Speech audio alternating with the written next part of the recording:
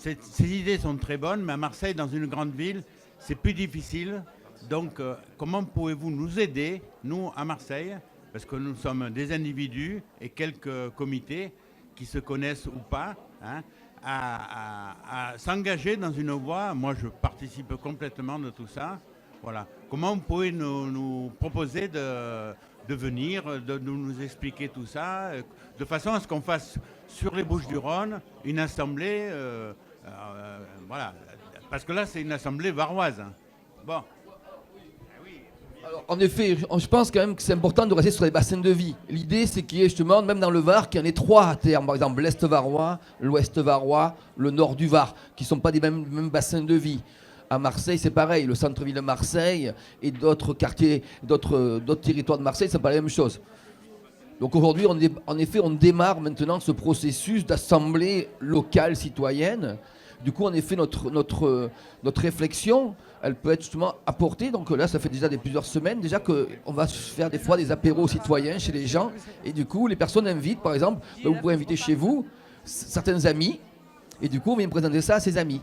Après, également, on a des réseaux aujourd'hui. Par exemple, Notre Monde, aujourd'hui qui existe toujours, hein, le collectif qui a été influencé par Louis Fouché. À Marseille, il y a des acteurs de Notre Monde à Marseille. Oui, tout à fait. Là, d'ailleurs, aujourd'hui, on n'a pas pu le faire parce que le temps n'était pas trop bien. Mais du coup, les prochains festivals, il y aura des collectifs, donc du coup, qui sont là aussi pour se rencontrer, faire du lien, tout ça. Hein. Donc, nous, à Construire notre bonheur, on a trouvé un terrain sur Soliespont où on a mis un chapiteau et qui nous permet justement de faire venir, de discuter, parce qu'il faut créer ces liens-là. Donc, si on peut aider sur les Bouches-du-Rhône à mettre en place une initiative, ça, bien au contraire, on a des contacts. Et je vous dis, là déjà aujourd'hui, il y a des personnes aujourd'hui qui sont de Marseille aussi ici. Hein, donc, mais justement, alors ce qu'on peut faire, oui, alors ce qu'on peut faire d'ailleurs, si vous remplissez sur le feuille de l'Assemblée citoyenne, du coup, comme ça, on pourra créer des réseaux. Je vais passer une autre question. Je voulais juste vous dire qu'il existe un collectif contre le Linky qui s'appelle... enfin, c'est plus un collectif, c'est une association, un Stop Linky Var et PACA, et qu'il passe à l'attaque juridique. Donc, si vous avez eu une installation de Linky à l'encontre de votre volonté, présentez-vous à l'association. Il y a des montages de dossiers juridiques. Il y a déjà eu des procès et des gains de procès. Donc ça va faire jurisprudence. La présidente est venue tout à l'heure, mais elle ne pouvait pas prendre son stand dehors. Donc sachez qu'elle a été une des premières électrosensibles aux USA. Elle est avec un avocat et ils ont réussi à faire enlever des compteurs genre Linky aux États-Unis. Donc ils ont gagné. Ils ont fait condamner des États. Ils ont fait enlever les compteurs aux États-Unis. Donc ça date de très très longtemps. Donc cette association, c'est une des rares qui est en justice. Donc présentez vos dossiers, je vais faire passer le dépliant. Donc ne donnez pas foi aux menaces, aux intimidations que vous pouvez recevoir. Vous pouvez très bien dire à Enedis, donnez votre autorelève, vous n'aurez pas de pénalité, il suffit juste de donner votre autorelève. Et si vous êtes chez un autre fournisseur qu'Enedis, vous donnez l'autorelève à votre fournisseur, donc vous n'aurez pas les 8 euros. Dans le pire des cas, que vous ayez 8 euros tous les 2 mois, vu que le compteur Linky, de toute manière, vous surfacture des KVA, c'est-à-dire la consommation cachée, de toute manière, vous serez 100% gagnant. Parce que on connaît beaucoup de gens qui ont eu les compteurs Linky et qui ont eu des surfacturations très importantes. Donc, je vais vous faire passer le flyer. Donc, c'est une des rares ce n'est plus un collectif, c'est un rassemblement de collectifs et qui est en justice. Sandrine, hein, donc, c'est Stop Linky Var et PACA. Donc, monsieur demande comment cette assemblée citoyenne directe globale, qui pour l'instant est localisée sur notre bassin de vie, pourrait être amenée à avoir une incidence nationale et pourquoi pas à se développer au niveau national. Donc, notre idée, qui est en constante évolution de par nos échanges à tous, c'est que cette assemblée citoyenne directe que nous vous proposons va faire pertinence. Nous allons être nombreux à y participer. Nous allons avoir un élu au moins, et donc cet élu sera le porte-parole de ce mode de gouvernance qui fonctionne en démocratie directe. Et tu sais, avant 2017, tu avais une seule commune en France qui fonctionnait 100% en démocratie participative. À la dernière élection 2021, tu as aujourd'hui 67 communes qui fonctionnent en démocratie participative. Donc l'esprit, ça serait celui-là. C'est que quand une idée, elle est bonne, elle est amenée à se propager. Et donc quand les Français verront, putain, ça marche, dans le bassin de vie du Var où ce député a été élu, il est le porte-parole de la volonté générale. L'Assemblée fonctionne par RIC, c'est un ambassadeur et pas donc un élu qui décide tout seul. Et donc, ce genre d'initiative va se multiplier sur le territoire. Et nous appelons en tout cas ça de nos voeux. Et pour répondre plus concrètement, si c'était ta demande, on donne clairement, nous, tout le mode opératoire, on te le donne et puis tu le diffuses, tu le développes. On est à ta disposition. Les coordonnées, on vient en parler avec vous. Oui, l'idée, c'est ça. On est capable de se multiplier puisqu'il suffit d'un. Et pour compléter notre réponse, tous les citoyens français peuvent s'inscrire à notre Assemblée citoyenne directe globale parce que le député est le député de la nation. C'est le sénateur qui représente le territoire. Le député, il représente la nation. Donc ce ne sont pas seulement des Varois ou des personnes de la circonscription du député qui peuvent s'inscrire à l'Assemblée citoyenne directe globale. Merci à toi. D'autres questions concernant les thèmes abordés lors de la première conférence de ce matin? Entre deux bouchées, est-ce qu'il y a des questions?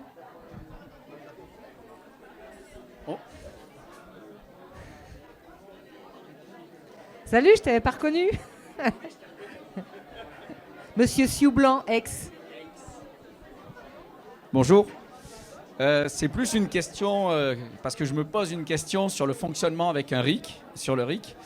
Je conçois très bien qu'on puisse tout faire, qu'on puisse prendre des décisions grâce au RIC, mais on ne peut pas tout le temps prendre par le RIC. Sinon, à la fin, la population, elle pète un boulon. Comment on va fonctionner? Comment on va pouvoir fonctionner, on va dire, pour les décisions plus mineures? Et comment on va fixer le seuil de qu'est-ce qui se décide par RIC et qu'est-ce qui se décide justement à ce moment-là par des représentants? Parce que pour le quotidien, c'est plus simple. Exactement. D'un point de vue factuel, pragmatique, il est impossible que toutes les décisions que sera amené à prendre le député sera votées par l'Assemblée citoyenne directe globale, donc par l'ensemble des adhérents. Mais je l'ai signalé donc dans mon discours pour dire que ce n'est pas un problème. Nous pouvons continuer à déléguer. Nous pouvons continuer à déléguer notre pouvoir à un représentant, mais cette fois-ci, nous nous assurons que le représentant y rende des comptes. Nous avons un pouvoir de contrôle et un pouvoir de révocation sur cet élu. Donc s'il fait n'importe quoi, on le dégage. Ça lui met une pression pour ne pas faire n'importe quoi. Par contre, quand l'Assemblée citoyenne directe globale s'autosaisit en RIC, là, l'ambassadeur n'a pas d'autre choix que de suivre l'avis voté, la décision prise par l'Assemblée citoyenne directe globale. Je laisse mes camarades de compléter ma réponse. Juste en un mot, je te le passe, Laurent. Juste en un mot, juste en un mot parce que c'est important. En effet, c'est un chantier nouveau. Cette pratique, elle n'a pas 200 ans d'histoire. Donc on n'est pas encore bien affûté dans tous les coups. Mais dès lors où le pouvoir est conservé par l'Assemblée citoyenne directe, elle peut interpeller à tout moment, et pour quelque question que ce soit, cet ambassadeur qui le représente. Ça veut dire que le contrôle, il doit être actif. Tu participes peut-être pas à une décision, je dis des bêtises, pour savoir si on va prendre telle ou telle compagnie de taxi pour aller prendre le train, mais s'il te paraît que c'est toujours la même compagnie et que c'est celle de son beau-frère, tu repartiras. Et comme on l'a dit tout à l'heure, tu poses ta question au sein de l'Assemblée citoyenne directe, elle est soutenue par 5% des inscrits, et alors elle est obligatoirement évoquée. Donc ça bouge, ça bouge. Justement, c'est la différence. La démocratie, c'est nous. C'est pas quelque chose qui reste dans un coin. Donc troisième fois. Donc, pour la canalisation pour la taille des canalisations des eaux usées, c'est pas le RIC qui va le déterminer. Effectivement, ce sont des élus. Mais les élus ne seront pas élus comme ils le sont actuellement. Ils seront élus par le système qu'on met en place dans cette grande assemblée citoyenne. C'est-à-dire qu'ils n'ont pas de décision propre. Ce sont les gens de l'Assemblée, de leur circonscription, qui représentent la circonscription, qui leur disent tu vas voter ça, tu vas faire ça, tu vas demander telle loi, et eux, ils ne sont là que pour transmettre ce que l'Assemblée veut. Ça s'appelle le mandat impératif. Voilà, le mandat impératif. Donc il n'y a plus de... à la limite, que ce soit Pierre, Paul ou Jacques qui soit député, c'est pareil. Voilà. Voilà. Est-ce qu'on a répondu à ta question ou tu veux relancer? Eh ben, on va le décider ensemble. L'Assemblée citoyenne directe globale, ça sera l'un des sujets que nous devons aborder. Quel sera ce seuil? Aujourd'hui, à Construisons notre bonheur, ce seuil est de 5%. Personnellement, ça me semble pertinent, mais on en discutera. Et si une majorité des adhérents juge que 15%, c'est plus pertinent, ou moins 2%, nous déciderons ensemble dans un avenir proche. Est-ce qu'il y a d'autres questions à poser par rapport au thème abordé ce matin sur la citoyenneté, la démocratie, le RIC? C'est pour un petit peu challenger l'outil qui est le RIC quant à la efficacité pour en tirer du résultat. Donc, je suis assez gêné, en fait, assez gêné de ce côté citoyen, parce que l'idée derrière, c'est quand même la reprise de pouvoir. Hein, c'est clair, on a tous bien compris.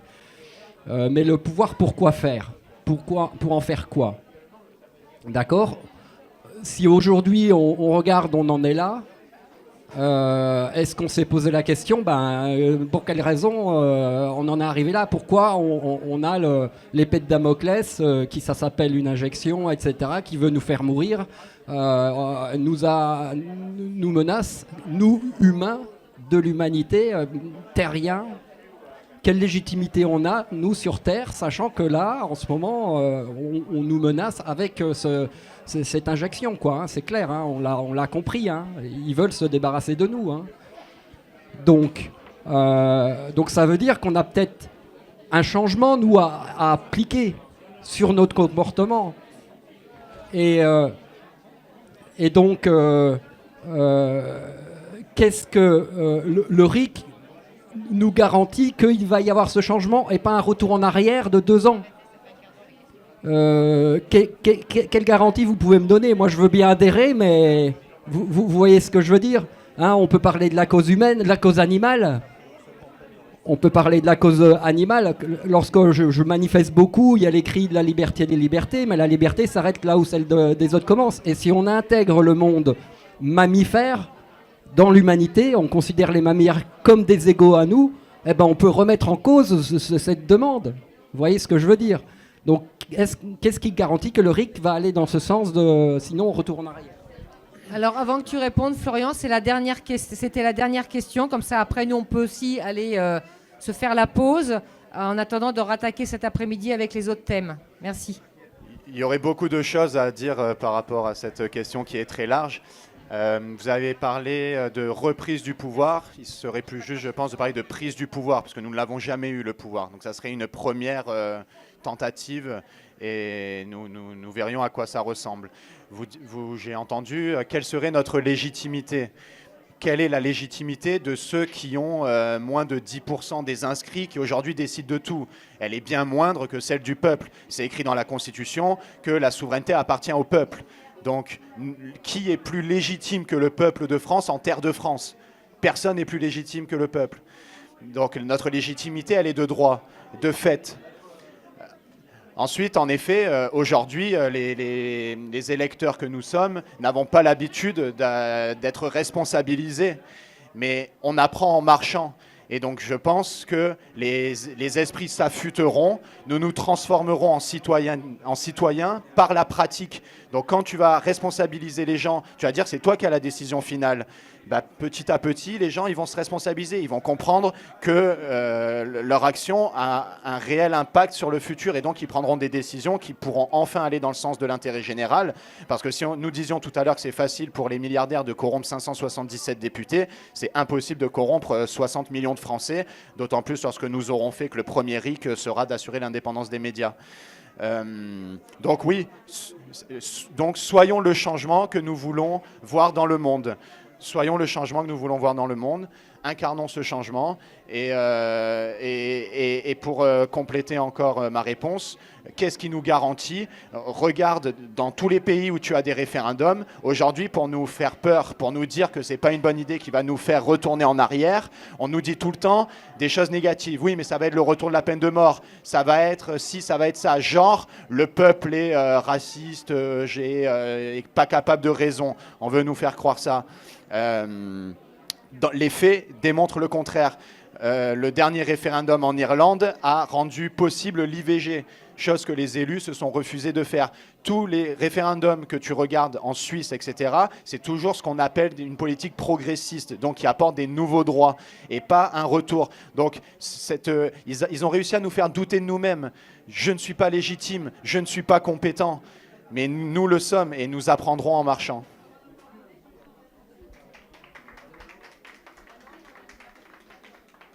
Alors en effet, c'est ce chemin-là qui est nouveau, hein, qui peut nous faire peur, mais qui ne doit pas nous faire peur. La question peut-être que tu as amenée, c'est celle du libre arbitre. Un collectif est-il plus valable, plus responsable, plus éclairé que je ne le saurais? C'est un peu la question qui est derrière. C'est est-ce qu'individuellement, je suis pris et envahi par le collectif? Dans le cadre de notre démarche avec cette démocratie citoyenne directe, jamais. Le collectif peut se tromper. On va prendre cette hypothèse. Hein. C'est un peu ce que tu disais, là, on nous oblige au vaccin. Il se trompe, on est d'accord? Mais ce n'est pas parce qu'il a voté cette loi qu'elle s'applique à toi qui conservera toujours ton libre arbitre. Dans le cadre de la responsabilité nouvelle du citoyen, à tout moment, tu es libre, heureusement. Mais tu es libre intégralement. Par contre, effectivement, ta décision du moment, elle s'arrête où commence celle de l'autre. C'est-à-dire que si les deux tiers pensent autrement, il y a un moment, il faut faire collectif. On ne peut pas faire une somme d'individus. Si j'ai bien compris.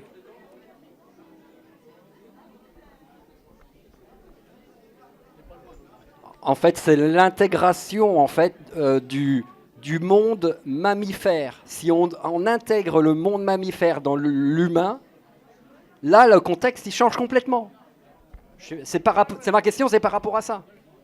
Là, effectivement, tu parles d'un changement de paradigme, et ça, c'est la réponse qu'a donnée Florian tout à l'heure. L'éducation pour adultes, non plus l'école scolaire simplement pour les enfants. On va aller, nous, à l'école. Les agoras, c'est ça. J'apprends. Hein, et je dois me poser des questions quand il y a des changements de paradigme qui s'imposent. Crise sanitaire, crise écologique, crise économique, crise démocratique, on y va tout droit. Donc on va se casser la tête à un moment, là. Hein. Mais encore une fois, on apprendra en marchant. En fait, moi je m'attendais à une réponse relativement simple. C'est pour garantir le rythme. En fait, c'est la communication. Vous l'avez dit tout à l'heure. C'est-à-dire que avant le RIC, il faut revoir les médias en fait. Sinon, le RIC, ça va repartir dans le sens de 2 ans en arrière, quoi. Le premier RIC à faire, nous déciderons ensemble, hein, je n'impose rien, c'est une idée. Mais en effet, pour décider de la meilleure des façons, il faut être bien informé, comme disait monsieur. Et donc, pour être bien informé, il faut absolument que nous assurions l'indépendance des médias. Et il y a plein de façons pour permettre ça. Nous pouvons, par exemple, il y a plein d'idées possibles, je vous en partage quelques-unes, nous pouvons faire comme premier RIC que notre Constitution interdise que les médias appartiennent à toute personne physique ou morale. La Constitution, mais juste cette phrase, déjà tu interdis tous les milliardaires, comme aujourd'hui, d'acheter tous nos médias.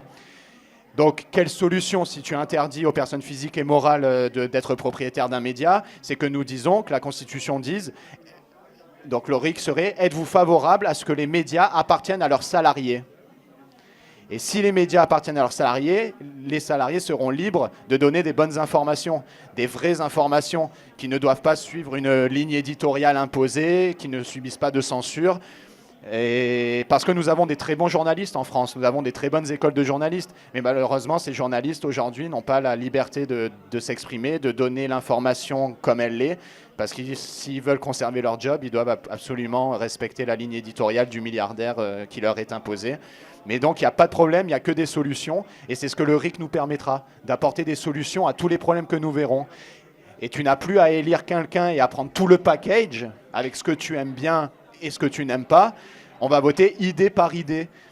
Et donc, ça peut être des idées, enfin, qui vont dans le sens de l'intérêt général. Tu ne peux pas trouver un élu qui pense tout comme toi. Donc, personne ne te représente mieux que toi-même. Donc, vive le RIC, vive la France, vive le peuple de France.